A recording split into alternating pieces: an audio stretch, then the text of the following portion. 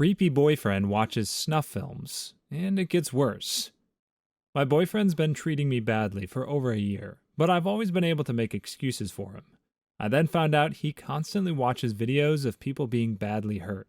He watches these videos so enthusiastically that he'll even ignore my texts so he can focus on them. But things got even creepier when I found out he's been watching me since I was 13 years old. I know this is long, but I'm desperate for help or advice. I've been with my boyfriend for over a year, and there have been a lot of things that have happened that I need to talk about. I feel like he's treating me like crud, but I don't know if I'm exaggerating or if I'm being dramatic. Maybe I'm just plain wrong, so I'll get straight into it, starting from the very beginning. The first thing I noticed was at the end of our relationship. It was our first argument, and he got quite verbally aggressive. He told me to go and F myself, and he called me a mother lover. I assumed he said this out of anger, and so I brushed it under the carpet. Sometime after this, during one of his drunken rampages, he called me a rotten slag and an effing tramp. The next thing that I found out was that he watches gore videos every single day. He tells me that he goes onto these gore sites and watches people being eviscerated. I found out because he tried to send me a link to watch one, and I told him that this made me extremely uncomfortable and to never do that again. After that, there was an incident in which he told me that nobody else would put up with the fact I had severe OCD. I also noticed around this time that anytime I needed emotional support or if I was having a panic attack, he'd tell me he was there for me. But then he'd ignore my texts and just say, "I'm going to watch videos right now," and he'd just completely dismiss me. He then moved on to something rather strange and started calling me a racist and a transphobe with literally no context or reason to call me those things. I am neither of those things, and I'm actually very supportive and a part of the LGBTQ community, and I'm anti-racist. So why he said this, I have no idea. He often makes mean and stereotypical comments about white people in general. I'm white and he's Hispanic, so it's awkward for me when he does this. It then got worse, because he started to put a lot of pressure on me in regards to our physical relations. On one particular occasion, I made it very clear that I didn't want to sleep with him, as I was in pain at the time. He then asked if he could go down on me. I said yes, but that I still didn't want to move much or do anything else. And when he finished, he asked me to return the favor. When I said no, he stopped talking to me. He turned away from me and refused to cuddle. He then left me standing outside on my own to wait for a cab at 3 a.m. He then went on to basically beg me to send him intimate videos I had made during an older relationship.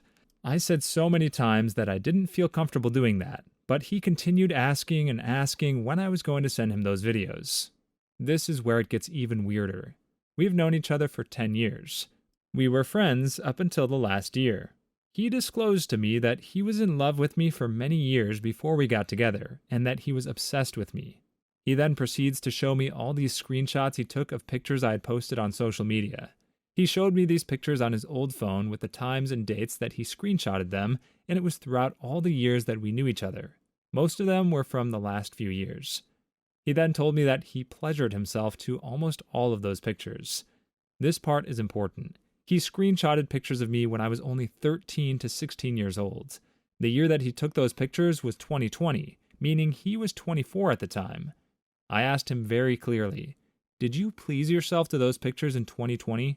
And he said yes.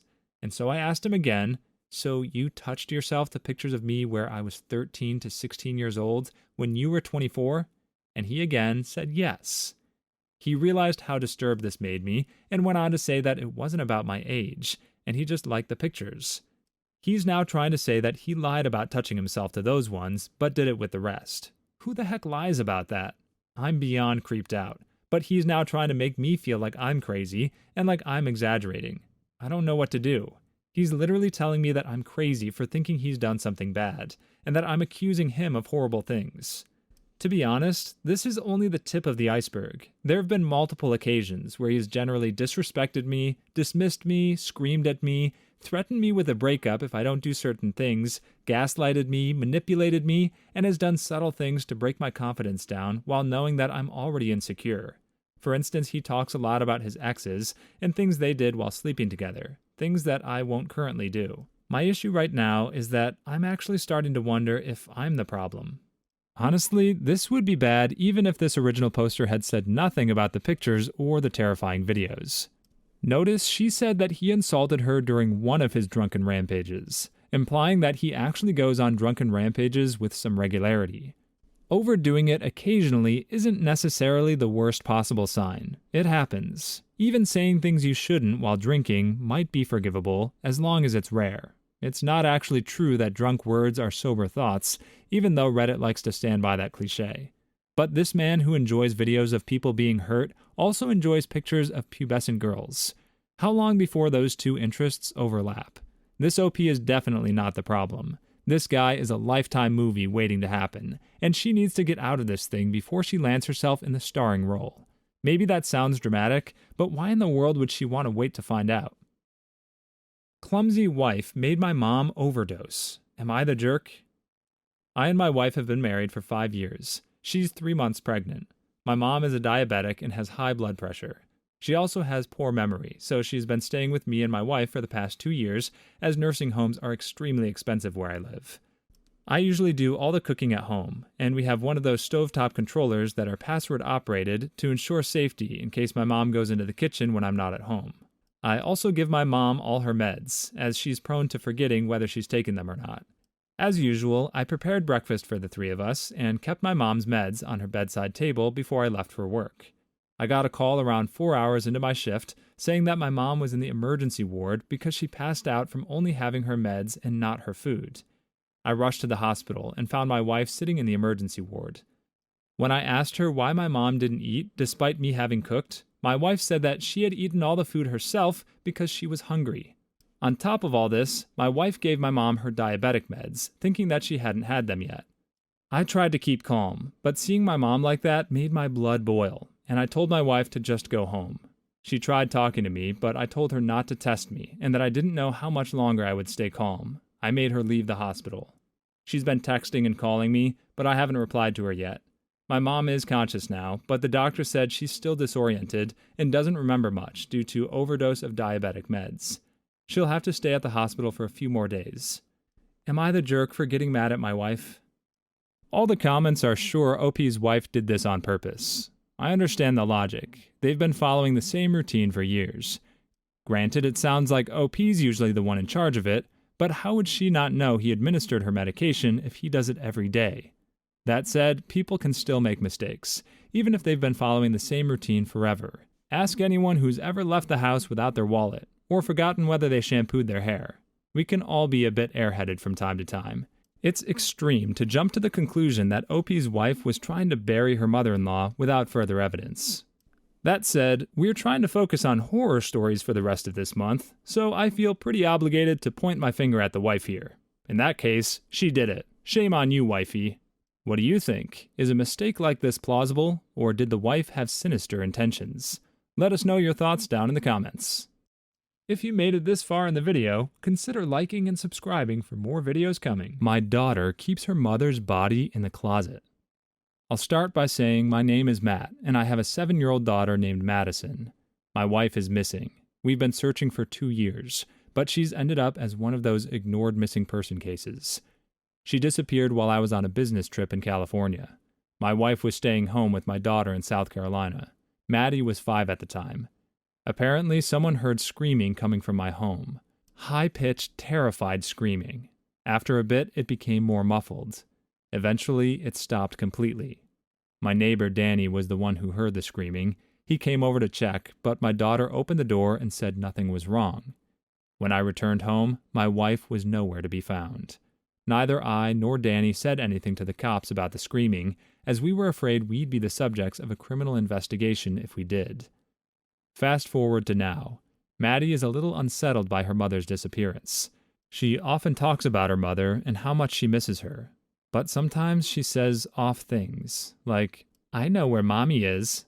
I laugh it off as nothing, but it unsettles me a bit. Yesterday, my daughter showed me something horrifying. I came back from work, and Maddie stood at the door like a dog waiting for me. Her eyes lit up when she saw me come in. She began happily shouting, "Daddy, you won't believe what I did today." I asked her, "Well, what did you do, honey?" "One moment," she said. "I need to make sure it's perfect." She skipped back to her room and slipped in so I couldn't see inside. I had hired a nanny to keep her company for the stretch of time between school and when I came home from work. Maddie was still in her room, so I shouted, "Maddie, where's Alexandria? I don't see her." "I'm not sure," Maddie said whilst giggling a bit. She slipped back out of her room and grabbed my arm to guide me back to it. I was intrigued to see what she had been so proud of. She opened the door, and I quickly forgot how to breathe for a second. There was our nanny, Alexandria, sitting on her knees with her hands tied behind her back. There was duct tape across her mouth, and she was sobbing. Her forehead had been subject to many cuts and scars. Some of her fingers had been cut off and laid on the floor while her hand gushed blood. Maddie looked at me and whispered, "Are you proud of me, Daddy?" I didn't reply. "Wait," she said, "one last thing." I watched her walk to her closet and stand in front of the door. "Today is you and Mommy's 5th anniversary." It was. I'd forgotten about it. For the past 2 years, I couldn't bear the thought of her. Maddie then opened her closet, and my wife's decaying body dropped onto the ground. "Happy anniversary, Daddy." While I know there's a stereotype that men don't keep house as well as women, this OP is especially bad at cleaning if his nose blindness has grown to the point that he couldn't smell a decaying body for 2 years. But that's not really the part of the story that bothers me. The bigger issue is that poor daughter. She tried to give her dad an anniversary gift, and I don't get the sense he was really that grateful for the thought and effort she put into it. The whole thing kind of reminds me of my mom's terrier. He'll sometimes run in from the backyard with a squirrel or a rat, and instead of eating the lovely gift he just brought her, my mom just screams at him. The hurt look in his eyes is enough to break your heart. Besides, Alexandria is a professional. She works with children, so she knows they can be a little rude sometimes. There's no need to blow this out of proportion. I assume she's making at least $5 an hour, which is more than enough to buy a needle and thread. There's no need for OP to freak out about a woman navigating the daily hazards of babysitting. And if she isn't okay with it, then she shouldn't be working with kids. They're literally all like this. Maddie's fine, or at least she will be if her narrow-minded father would bother learning some empathy. My husband's cheating is a front for something even darker. My husband thought he was doing a great job of hiding his cheating, but I know him too well not to notice. But I'm not here for sympathy. I'm here to ask for help. He started becoming overprotective of his phone and going out every night at 1 a.m. I always pretended to be asleep, and I would wait until he came back. Every time he returned, he was wearing something different. He'd smell of perfume, and he'd always take a bath before coming back to bed. Sometimes I would find a strand of hair on his coat or a tube of lipstick in his car. Even worse, I'd sometimes find a wallet. I made no remarks about this because we were happy. We had the perfect marriage. Our parents loved us both, and there was no family drama or anything of the sort. I didn't want to ruin it just because my husband was probably getting sick of me. But then he found out that I knew. I had my eyes open when he suddenly came back earlier than usual at 3 a.m. He usually got back by 5 or 6 a.m., so at this time I was just doing my best to stay awake. It felt like I was the one doing something wrong, like I was the one caught cheating. But he asked for my forgiveness, begged for it even. He said it would never happen again, and that it was just a fling. So I said okay. We had a serious talk about it, and we both promised to put this behind us. But I couldn't. A few weeks later, I made a dummy account out of my old one. It was an old account he hadn't followed or even heard about. I wanted to make sure the account wasn't too new, and I posted some pictures I got online to make it look more legitimate. To my dismay, he went for the trap. He was flirting endlessly with a fictional woman I'd created, and he even asked for some pictures. I then asked if we could meet. I shouldn't have. At the time of our appointed meeting, I was hiding in my car and watching as my husband prepared what seemed like the stash of a psychopath. Chainsaws, knives, daggers, and katanas. I had no plans of leaving the car at that point. I was not about to get freaking sliced in half by my husband. But then, by some miracle, some woman walked by and flirted with my husband. She looked exactly like the woman in the pictures I'd used. Or maybe it only seemed that way because it was dark out. They hit it off, and the woman went for a ride in his car. As soon as they left, I sped back to our house. I didn't care about red lights, and passed through all of them. All I wanted was to lie down, sleep, and forget everything. But as soon as I got home, my body went cold. There he was. He was holding the woman's head. My eyes scanned for a body, only to see it in the kitchen. "It took you long enough to catch me, honey," he said. He calmly walked to the kitchen, humming a tune that I swear came from The Conjuring. I ran. I'm now hiding in our bedroom. I don't know what to do. I don't know what to feel. I think I'm still in shock. Please help. He's knocking. He keeps saying, "Darling wife, come on out now. I promise I didn't make a mess." Edit. Hi, just an update. I've realized he didn't cheat. It was just the opposite of that. When I went out of the room that night, he begged for forgiveness, which was something I really didn't expect. I did explain to him that he may or may not have targeted the wrong person and told him that I was the one behind the stupid account. He said it was fine. Surprisingly, this conversation went on casually, as if we were talking about what food to eat for dinner. His only regret was that he'd have to drive far away to toss the woman's remains. Yes, remains. While I was having the worst breakdown of my life in our bedroom, he had already put the woman in separate bags.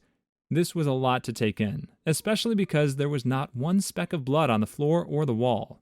Well, during the 5 days that I didn't update this, we were out hunting. I won't go into further details, but I kind of get why he does it. I get how it feels, how my blood rushes whenever they try to run or crawl away. Thank you to everyone for all your support. I now have one very loving husband. Also, to that one person who told the authorities, "Keep your doors locked." I think my favorite part of this is that OP thinks the word remains is only plural if the body has been cut into multiple pieces. But she's new at this, so I should cut her some slack. Besides, her new and improved date nights with her husband are going to be short-lived, so she should really try to enjoy them as best as possible while she still can. I don't just say that because someone contacted the authorities. Her dummy account was on a site that includes pictures. She used fakes, but she never says anything about her husband doing the same, and that would have been a pretty notable detail to include. Also, the fact that he's protective of his phone implies that he's been using it to contact these women. Any investigator worth their salt is going to notice that the phone and internet records for these missing women show them all connected by the same man. His freedom is on its last leg. But hey, at least the marriage worked out. It's a bittersweet ending, but not an altogether terrible one. What do you think? If you suspected someone of cheating, would you make a dummy account to fool them into revealing themselves? That detail of the story sounded a bit problematic, but we'd love to hear your thoughts in the comments. Please leave your stories in the comments. I'd love to make a video of them in the future. Also, don't forget to like and subscribe.